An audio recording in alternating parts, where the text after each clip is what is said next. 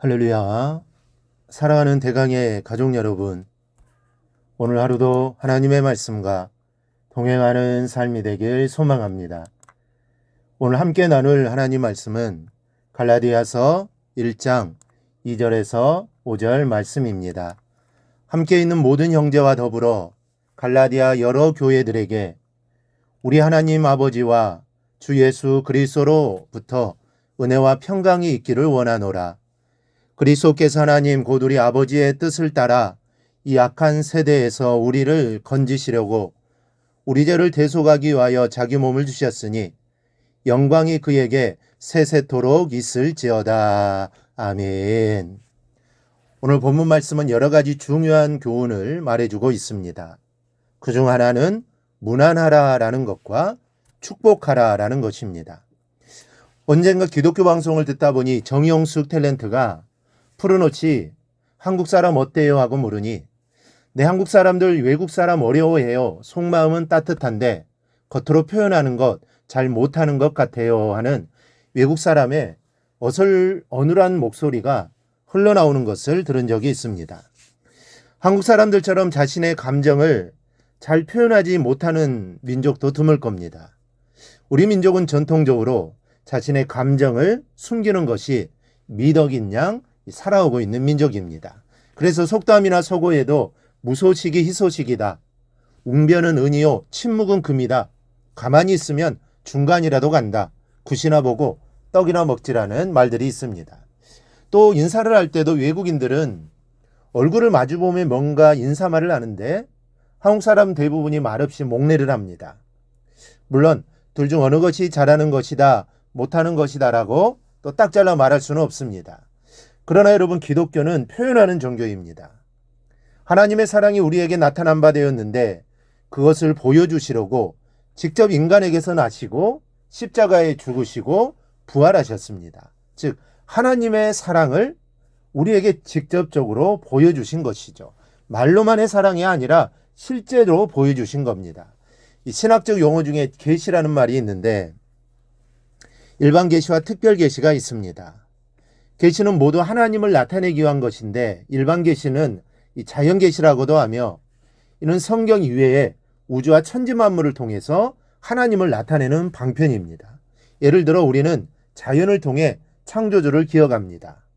자연 만물을 통해서 하나님을 알 수 있습니다. 그리고 자연 계시는 모든 사람에게 주십니다. 믿는 자나 믿지 않는 자나 누구나 다 자연을 통해 하나님을 알게 됩니다. 그런데 자연 계시를 가지고는 구원을 받을 수 없습니다. 그리고 특별 계시가 있는데 이는 성경 곧 하나님의 말씀입니다. 말하자면 이 특별 계시는 글로써 하나님과 하나님의 뜻을 자세히 설명해 주신 겁니다. 66권 1189장 31,173절이나 쓰셨습니다. 하나님께 성령의 영감으로 이러한 장문의 편지를 쓰셨다는 것은 그만큼 우리를 사랑하신다는 사랑의 표현입니다.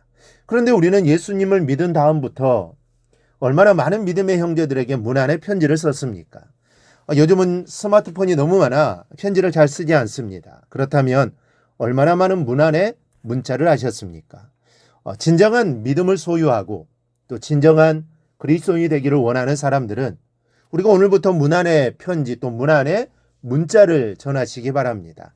마음이 담긴 문안의 문자와 전하는 외로움과 고독에 지친 인생에게 위로와 행복이 될 겁니다.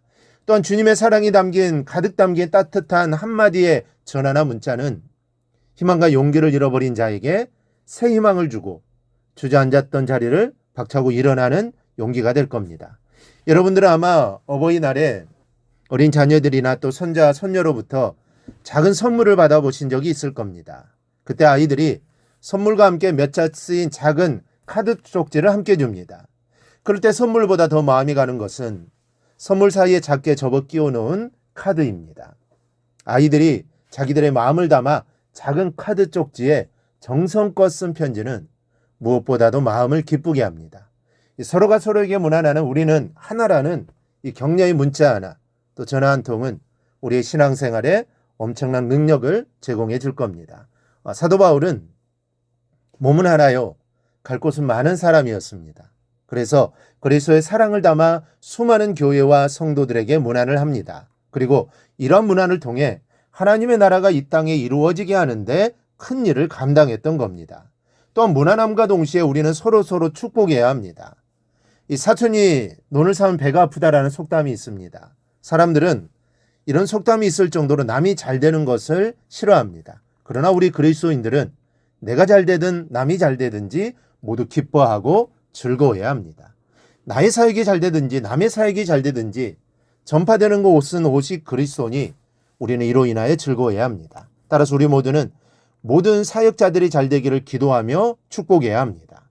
우리 모두는 내 구역이 잘 되든지 다른 구역이 부흥하든지 내 가정이 잘 되든지 아무리 집사내가 잘 되든지 서로 축복해 주어야 합니다.